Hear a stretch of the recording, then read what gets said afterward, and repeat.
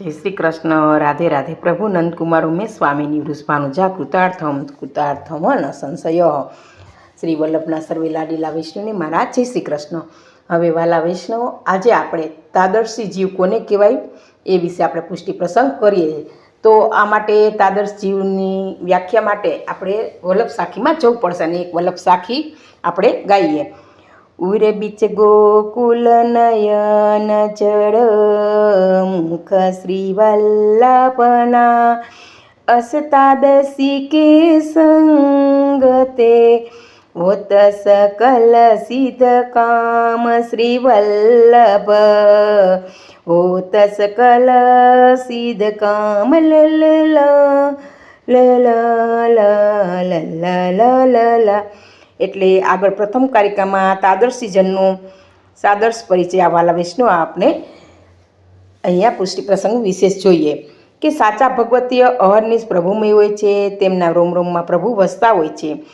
અહીં શ્રી હરિરાયજી કહે છે કે તાદર્શીના હૃદયમાં ગોકુલ વસે છે. શ્રીમદ ભાગવત ગીતામાં પણ પ્રભુએ કહ્યું છે કે એ ભજંતી તુમાં ભક્ત્યાની મયતે તેસુ ચાપ્યમ, એટલે જેઓ મને ભક્તિજી ભજે છે ને તેઓ મારામાં છે અને હું તેમનામાં છું. પ્રભુ ભક્તના હૃદયમાં અને ભક્ત પ્રભુના હૃદયમાં આ રીતે અરસપરસ વસે છે. અને એ પેલા ધોળમાં પણ કહ્યું છે ને કે મારું મનડું છે ગોકુળ વન રવન, મારા તનના આંગણિયામાં તુલસી નવન, હે મારા પ્રાણ જીવન, હે મારા ઘટમાં બિરાજતા શ્રીનાથજી, યમુનાજી, શ્રી મહાપ્રભુજી. આવી રીતે ભક્તનું હૃદય પ્રભુની લીલા સ્થળી હોય. ગોકુળ વૃંદાવન જેટલું જ પાવક અને પાવન છે, ત્યાં પ્રભુ સદાય રમણ જ કરે છે. એટલે આપણા મનમાં જ ગોકુળ વૃંદાવન વાલા વૈષ્ણવો આપણે ખડું કરવું જોઈએ. આવા ભક્તોને ફળરૂપ માનસી સેવા સિદ્ધ થઈ હોય છે. એટલે આવા તાદર્શીજન હોય છે ને જ માનસી સિદ્ધ થાય છે. આવા ભક્તો તો સદા વિરહતાપ જનિત આરતી અનુભવતા હોય છે. પ્રભુના વિરહમાં તેમના નયનના આંસુ ભરેલા જ હોય છે. સંયોગની સ્થિતિમાં પણ પ્રભુનો કરુણાની ઋણથી આંખો સજળ રહે અને વિરહમાં પ્રભુ ક્યારે દર્શન સુખ આપશે તેના લાઈમાં આંસુ વહેતા રહેતા હોય છે. આમ તેમના નેત્રો હંમેશા સજાગ રહેતા હોય છે. તેમના ભાવભીના આદ્ર હૃદયની જેમ નયન પણ ભીંજાયેલા જોવા મળે છે. પ્રભુના મિલનની આરતી શાંત કરવા માટે શ્રી વલ્લભનું નામ અક્ષીર છે. આચાર્યશ્રીનું એક નામ શ્રુતિ માત્ર આરતી નાશન છે. ઠાકોરજીનું મિલન સહેલાઈથી ન થાય. તેમની કૃપા હોય તો કદાચ ભક્તના હૃદયમાં પ્રિય મિલનની આશ જાગે. પ્રભુ ક્યારે મળશે તેની તાલાવેલી જાગે. ઉત્કટ ભાવનાના પરિણામ સ્વરૂપે પ્રભુને મેળવવાની ઝંખના જાગે અને તે ન મળે એટલે વિરહણી પ્રજ્વલિત થાય છે. અને આ આરતીનું સમન માત્ર પ્રભુની મિલનથી જ થઈ શકે, જેની માટે આચાર્યશ્રીની કૃપા થવી ખૂબ જ અનિવાર્ય અને આવશ્યક છે. વાલા વૈષ્ણવો, તે થાય ને તો જ આરતી શાંત થાય. અને તેથી જ આ નામ સર્વોત્તમ સ્તોત્રના 7મા શ્લોકમાં બિરાજે છે કે આમ તો વૈશ્વાનર શ્રી વલ્લભ આદિદેવિક અગ્નિ સ્વરૂપ છે, પણ તેમનું સ્મરણ આરતીના સમનનું કૃપાનું કારક બને છે. એટલે કહે છે સ્મરણ માત્રથી થાય આરતી.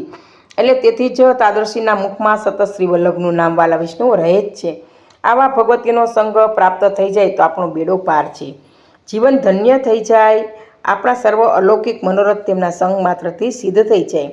સુવર્ણ પાત્ર લઈને ભિક્ષા માગવા ન નીકળાય. તેવી જ રીતે આવા ભગવતીના સંગે લૌકિક મનોરથ સિદ્ધિની કામના ન કરાય. આવા ભગવતીના સાનિધ્યમાં લૌકિક વાસના જાગે જ નહીં. વાલા વૈષ્ણવો, बिनु देखे आतुर रहे प्रेम बाग को फूल, चित न मानो ताही बीनु प्रेम जो सब को मूल श्री वल्लभ, प्रेम सब को मूल તો આવા તાદર્શીજનોના ગુણાનુવાદ આગળ વધારતા શ્રી હરિરાયજી કહે છે કે ભક્ત દર્શન માટે સદાય આતુર હોય છે. ગોપીજનોની જેમ આ ભક્તોને પણ પલક ઝપકે તેટલો વિક્ષેપ અનુકૂળ નથી આવતો. પ્રભુની સેવામાં સક્રિય ન હોય ત્યારે, એટલે કે અનવસરમાં વિરહ આરતીથી વ્યાકુળ હોય છે. ક્યારે પ્રભુ મળે અને ક્યારે નૈનોને દર્શન સુખ થાય પ્રાપ્ત થાય તેવી વ્યથા સતત ચિત્તમાં રમતી રહે છે. સારસ્વત કલ્પમાં પ્રભુ શ્રી કૃષ્ણ ગોચારણમાં જતા ત્યારે ગોપીઓની દશા પણ આવી જ થતી. આ ભાવનાઓ શ્રી ભાગવતજીમાં વેણુગીત સ્વરૂપે અભિવ્યક્ત થઈ છે. આ ભક્તો પ્રેમ બાગની શોભા વધારનારા પુષ્પો જેવા છે. જેમ સૂર્યમુખીનું ફૂલ સૂર્ય તરફ જ ફરતું રહે છે, તેમાં ભક્ત પુષ્પો હંમેશા વલ્ભોન્મુખ રહે જ છે. ભૌતિક રીતે જોઈએ તો બાગની શોભા પુષ્પથી જ છે. રંગબેરંગી પુષ્પો જ બગીચાને આકર્ષિત બનાવે છે.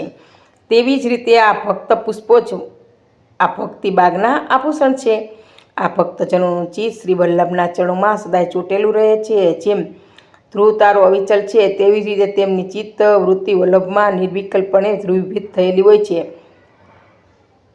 તેમને સાનિધ્યનું એવું વ્યસન હોય છે કે તેના વગર એક પળ પણ નથી ચેન પડતું. આ બધાના મૂળમાં પ્રેમ, નૈસર્ગિક સ્નેહ જ રહેલો છે. આપણો માર્ગ જ પ્રેમ માર્ગ છે ને વાલા વિષ્ણુ. કૃષ્ણ પ્રેમમાં તો રહે ઘરે ન કાઉસ, તીન ગાંઠ કો પીન પે, ગિનેન્દ્ર કો રંક શ્રી વલ્લભ, ગિનેન્દ્ર કો રંક. એટલે હાથી માટે એવું મનાય છે કે તેના ગંધ સ્થળમાંથી ઝરતા મતથી તે મસ્તીમાં રત રહે છે. તેવી જ રીતે તાદર્શી ભક્તોના અંતરમાં સતત ઝરતા પ્રેમ અને ભક્તિના રસમાં તેઓ પણ હંમેશા પ્રભુ પ્રેમમાં મદમાતા રહે છે. પ્રભુના સતત માનસિક સાનિધ્યનો સૌભાગ્યમત તેમને એક જુદા જ સ્તરમાં માલત કરી દે છે. જેમને અંગ્રેજીમાં રોક સોલ્ડ કહે છે, તેવા અચલ, અટલ, અડલ, નિશ્ચલ અને ધ્રુવ તારક સો દ્રઢ વિશ્વાસ ભક્તોના હૃદયમાંથી લગીર પણ ચલાયમાન થતો નથી. મેરુચળ પણ તેના જેના મન જરીકે ન ડગે એવા શ્રી કૃષ્ણાશ્રય ગ્રંથમાં વર્ણયો છે. તેઓ કપરો દેશકાલ હોવા છતાં પણ તેમનો આશ્રય તો અક્ષુણ્ય છે. આવા તાદર્શીજનોનું અનુસંધાન સીધું જ જગનિયંતા સાથે હોય છે. તેઓ કોઈની દરકાર રાખતા નથી. અષ્ટસખા અને પરમ ભગવતીય કુંભનદાસીનું પેલું બહુ જાણીતું પદ છે, ભક્ત કો કહા સિકરી કામ.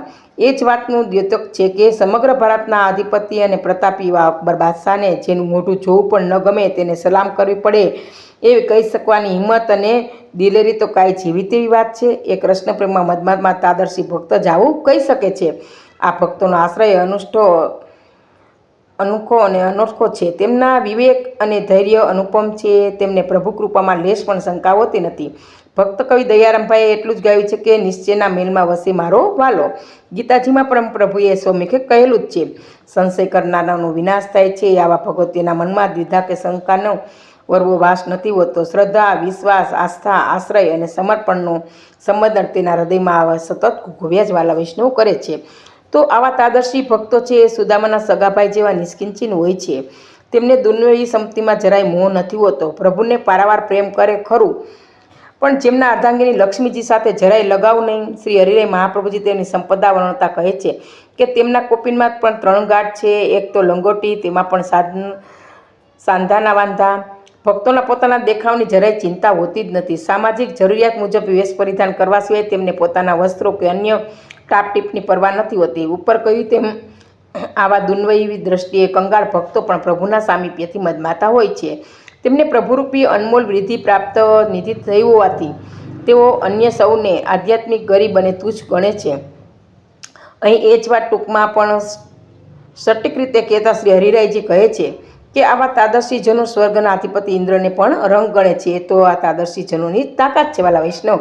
તો આવા આધ્યાત્મિક સંપત્તિવાન ભક્તોના મંગળ સ્મરણ અર્થે આ પ્રસંગ અહીંયા પૂરો કરીએ. જય શ્રી કૃષ્ણ. બોલો શ્રી હરિરાય મહાપ્રભુજી જય. તો વાલા વૈષ્ણવ, આ પ્રસંગ મારો અહીંયા પૂરો થાય છે. અને આ પ્રસંગ કહેવામાં મારી કાંઈ ભૂલ રહી ગઈ હોય તો પુષ્ટિદાસની દાસીને ક્ષમા આપશો. જી સર્વે વાલા વૈષ્ણવને જય શ્રી કૃષ્ણ. જય શ્રી કૃષ્ણ.